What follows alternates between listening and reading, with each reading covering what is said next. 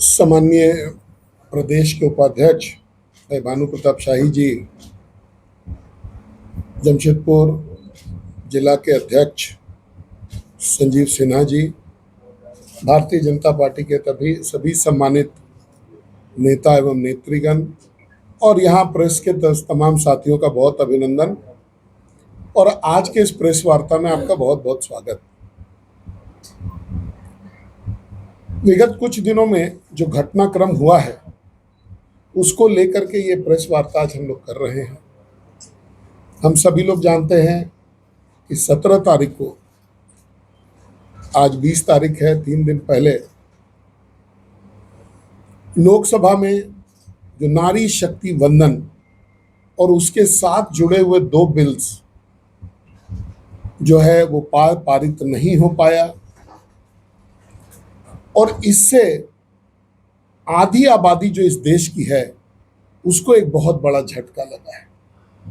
अगर पीछे हम लोग 10-12 सालों का इतिहास देखेंगे तो इस देश में महिलाओं को सशक्त करने के लिए आदरणीय नरेंद्र मोदी जी के सरकार के द्वारा बहुत सारे काम किए गए। करोड़ों शौचालय का निर्माण कराया गया, करोड़ों घरों का निर्माण कराया गया और इन घरों का जो स्वामित्व है वो महिलाओं के नाम पर ही ज्यादा से ज्यादा है। आज के दिन में लगभग 10 करोड़ गैस का कलेक्शन देकर के इन महिलाओं को जो है धुआं से मुक्ति दिया गया।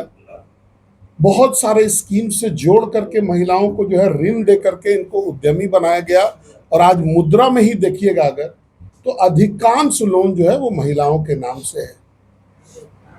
ये जो अधिनियम हम लोग लेकर के आए थे, अगर ये पारित हो जाता तो आधी आबादी को उनका आधा हक जो है ये मिल जाता और नरेंद्र मोदी जी उसी और प्रयासरत थे कि भाई उनको जो है महिलाओं को उनका हक मिलना चाहिए। ये कोई इलेक्शन में उनका प्रतिनिधित्व का विषय नहीं है, ये उनके हक का विषय है। क्योंकि उनकी आबादी आधी है तो धीरे धीरे करके उनका जो क्लेम भी है वो 50% बनता है और उसका जो है हम लोगों को उनको देना चाहिए था। अब आप देखिए 2023 में जो ये बिल पारित हुआ उस बिल में बड़ा क्लियर मैंडेट है कि भाई 33% महिलाओं को हम लोग आरक्षण देंगे। आगे जो है जब जनगणना आएगी उसके बाद डिलिमिटेशन होगा, उसके बाद इनको अकोमोडेट किया जाएगा। दुर्भाग्यवश क्या है, कोरोना और अन्य चीजों को लेकर के जनगणना की शुरुआत अभी हुई है और जनगणना अगर अभी हम लोग अगर इसको देखते हैं तो जनगणना के बाद डिलिमिटेशन कमीशन बनेगा और डिलिमिटेशन कमीशन का एक बाध्यता है कि उसको पब्लिक हियरिंग हर एक कॉन्स्टिट्यूंसी में जाके करनी पड़ेगी। अब जब हम लोग हर एक बोल रहे हैं तो विधानसभा की भी हर एक कॉन्स्टिट्यूंसी में और लोकसभा की भी हर एक कॉन्स्टिट्यूंसी में जो है ये करना पड़ेगा। तो इतना 5000 जन सुनवाई ये आसान नहीं है और एक दिन में नहीं हो सकता है। इसी को लेकर के कि भाई अगर हमारी प्रतिबद्धता है कि हम अपनी महिलाओं को 33% रिजर्वेशन देना चाहते हैं चुनाव में, तो हम लोगों ने ये किया कि भाई हम लोग इसको पुराने डाटा पे, क्योंकि नए पे संभव नहीं है, 2029 में वो हो नहीं पाएगा, फिर ये आगे बढ़ जाएगा। और आगे ऑलरेडी अगर हम लोग इसको देखेंगे तो 95 से आदरणीय देवगौड़ा जी जब प्रधानमंत्री थे तब से ये प्रयास चल रहा है। उसके बाद अटल बिहारी वाजपेयी जी ने भी प्रयास किया, उसके बाद मनमोहन सिंह जी की भी सरकार ने प्रयास किया, लेकिन कांग्रेस ने किसी न किसी तरीके से इस पूरे विधेयक को अटकाया। एक बार भी कभी पास नहीं होने दिया, चाहे वो उनके अपने समय में ही क्यों नहीं हो। उन्होंने पास करने में कोई मदद जो है या कोई भी हेल्पिंग हैंड जिसको बोला जा सकता है वो उन्होंने नहीं दिखाया। मोदी जी प्रतिबद्ध थे, 2023 में उन्होंने पारित करवाया और इस मजबूत इरादे के साथ कि हमको 2029 में देना है, ये रिजर्वेशन महिलाओं को देना ही है, उनका हक और उनका अधिकार उनको मिलना चाहिए। उन्होंने ये संशोधन विधेयक लेकर, अब चूंकि सीट बढ़ने की बात है तो कॉन्स्टिट्यूशनल अमेंडमेंट का विषय आया, हम लोग कॉन्स्टिट्यूशनल अमेंडमेंट भी लेकर के आए उद्देश्य बड़ा क्लियर था। उद्देश्य बड़ा क्लियर था कि किसी को नुकसान नहीं हो, किसी राज्य का जो वेट है, पोलिंग वेट जो है वो कम नहीं हो। इस डिलिमिटेशन में उन्होंने इसमें ध्यान रखा गया था कि एक यूनिफॉर्म 50% बढ़ोतरी जो है हर एक विधानसभा में किया जाएगा, यूनिफॉर्म। अब कोई ये नहीं कह सकता कि आबादी के अनुरूप में अगर नॉर्मल ये हो, डिलिमिटेशन हो, तो वो आबादी के अनुरूप ही होगा। तो जहाँ की आबादी ज़्यादा है वहाँ सीट्स ज़्यादा होंगे, और जहाँ की आबादी कम है वहाँ सीट कम होगा। ये स्वाभाविक है। लेकिन इस बात को देखते हुए कि किसी भी राज्य के पॉलिटिकल वेट को, उसके जो इलेक्टोरल वेट है उसको कम नहीं किया जाए, उसको कोई क्षति नहीं हो, इसलिए यूनिफॉर्म, अगर आज बिहार में 50% बढ़ रहा है तो तमिलनाडु में भी 50% बढ़ रहा है। आज उत्तर प्रदेश में अगर 50% बढ़ रहा है तो केरल में भी 50% बढ़ रहा है। तो किसी को कोई फर्क इससे नहीं पड़ने वाला था। हम लोगों को समझ में नहीं आया जब हम लोग पार्लियामेंट में डिबेट, जो सामने वाले लोगों का डिबेट देखते थे, तो बड़ा दुर्भाग्यपूर्ण लगता था कि मैटर को लटका के भटका करके और कुछ और इरादा से जो है, इनका एक ही इंटेंशन था कि किसी प्रकार से नरेंद्र मोदी जी को ये यश नहीं मिले, ये उनकी को कीर्ति नहीं मिले कि उनके समय में ये जो बिल है पास भी हुआ और उन्हीं के समय में ये इम्प्लीमेंट भी हुआ। इन लोगों ने, आप देखिए, प्रधानमंत्री जी के बोलने के बाद, आदरणीय अमित शाह जी के बोलने के बाद और ये गारंटी देने के बाद कि किसी भी राज्य को कोई क्षति नहीं होगा, उसके बाद भी इन लोगों ने ये मांगा कि भाई आप बना करके दे दीजिए कि किस राज्य में कितनी सीट होगी। अभी आप देखे होंगे कि डीए बढ़ने का मैटर आया है, केंद्र सरकार के कर्मियों का डीए बढ़ा है, तो उसमें परसेंटेज आया है कि इतना परसेंट हम लोग डीए बढ़ाएंगे। कहीं कर्मचारी वाइज आया क्या कि उसमें कितना पैसा बढ़ा? इसी प्रकार से जो बिल आते हैं उसमें जो सिद्धांतिक मूल्य जो उतना ही लिखा रहता है, बाकी का डिटेल जिसको चाहिए होता है वो बाद में ले प्राप्त कर सकता है। उसमें लिखा हुआ था कि भाई हम हर विधानसभा में 50% सीट को बढ़ाएंगे। विपक्ष क्या कहना था कि भाई आप विधानसभा वार लिख करके दीजिए कि कहाँ कितना नंबर्स कितना आएगा।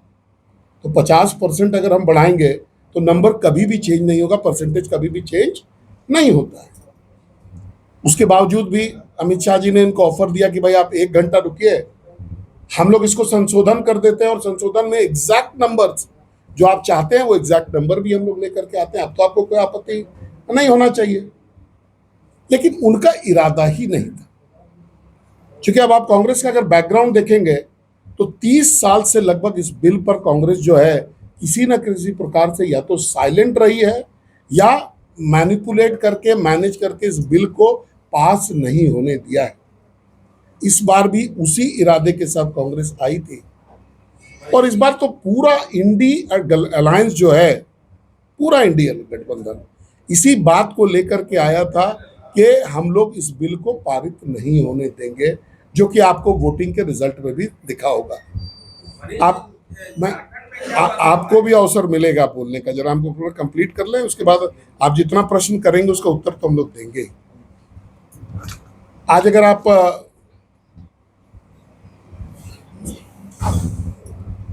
अगर इस बिल के स्वरूप को देखते अगर आप, और जितने लोगों ने रिक्वेस्ट किया, प्रधानमंत्री जी ने आग्रह किया, गृह मंत्री जी ने आग्रह किया, सारी महिलाएं जितनी वक्ता थी उन करीब करीब सभी महिलाओं ने इसमें जो है रिक्वेस्ट किया कि भाई ये बिल के पारित हो जाने से हमारा जो पूरा सिस्टम है वो पूरा मजबूत होगा, देश में आधी आबादी को उनका रिप्रेजेंटेशन मिलेगा।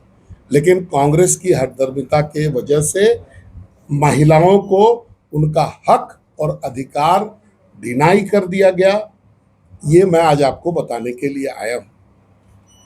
अब आप इसको भटकाने का तरीका देखिए, बिल को इन लोगों ने कैसे कर दिया कि भाई डिलिमिटेशन हम लोग कर रहे हैं, सीट बढ़ा रहे हैं। तो अगर आप ओरिजिनल जो बिल है 2023 के बिल को देखेंगे तो उसमें बड़ा स्पष्टता से इन तीनों चीज का जिक्र किया हुआ है कि 2023 में जो विधेयक आया उसमें क्लियर है कि हम 33% महिलाओं को हम लोग ये देंगे, रिजर्वेशन देंगे। उसके बाद है कि भाई हम जनगणना के फिगर को लेंगे, उसके बाद है कि हम डिलिमिटेशन उस जनगणना के फिगर पर करेंगे। वो तीनों उसी में लिखा हुआ है, कोई नया चीज इसमें नहीं आया। लेकिन परिस्थिति वश कि वो 2023 था और आज 2026 है, अगर हम लोग इंतजार करें कि जनगणना का रिपोर्ट आए, जनगणना के रिपोर्ट के अनुसार हम उस पर कार्रवाई करें, तो ये अभी जो आगे विलंब होता और शायद 29 में इम्प्लीमेंटेशन में इसको देरी होती। तो हमारा जो मूल भाव था कि हम महिलाओं को देना चाहते हैं रिजर्वेशन, और बिना किसी स्टेट के हक और अधिकार को मारे बिना देना चाहते हैं, उस ओर हम बढ़ रहे थे। कोई नया काम हमने नहीं किया, कोई भी नया काम नहीं किया। जैसे आरोप है कि भाई हम तो डिलिमिटेशन करने लग गए, वो तो पहले के बिल में लिखा हुआ है डिलिमिटेशन होना है। और हमने उसको 2011 के सेंसस को जरूर मूल रखा, लेकिन अब सीटों की जो वृद्धि थी वो परसेंटेज के हिसाब से तय हुआ कि हर राज्य को समानांतर जो है अधिकार मिलेगा। तो इस देश की महिलाएं जो है देख रही हैं कि किस प्रकार से उनके हक को, उनके अधिकार को मारा गया है, और अपने हठ धर्मिता के चलते देखिए इनका कांग्रेस का चाल और चरित्र हमेशा विचित्र रहा है। एक तरफ तो ये लोग कहते भी रहे कि हम लोग चाहते हैं कि ये रिजर्वेशन बिल जो है पास हो, लेकिन दूसरी तरफ वोट जो उनके खिलाफ किया। उससे भी बड़ी बात कि जब ये बिल गिर गया तो आपने देखा होगा कि एक उत्सव मनाया गया, वहां पर सब लोगों ने मेज थपथपाया, एक दूसरे के गले लगे, आपस में बधाइयों का सिलसिला चला, और हो सकता है कि शाम को कहीं पार्टी भी हुई, उसका हमको जानकारी नहीं है। लेकिन ये लोग इतने खुश थे इस बिल के गिरने से। तो देश की महिलाएं, देश की के तमाम लोग जानना चाहते हैं कि आपको महिलाओं को हक मिल रहा है, उनको अधिकार मिल रहा है, तो उससे कांग्रेस को क्या तकलीफ है। जिस तरीके से ये पूरा वाकया जो है पिछले 3 दिनों में हुआ, ये इस देश को बहुत पीछे ले जाने का काम हुआ है। और जो प्रधानमंत्री जी ने जो आप जब वो नेशन को एड्रेस कर रहे थे, तो उन्होंने अपनी प्रतिबद्धता को दोबारा दोहराया कि भाई हम लोग जो हमारा एजेंडा है उसको हम लोग फुलफिल करके रहेंगे, हम लोग फिर प्रयास करेंगे, फिर इस जो हर्डल है इसको दूर करके ये जो विधेयक है इसको हम लोग पारित कराएंगे।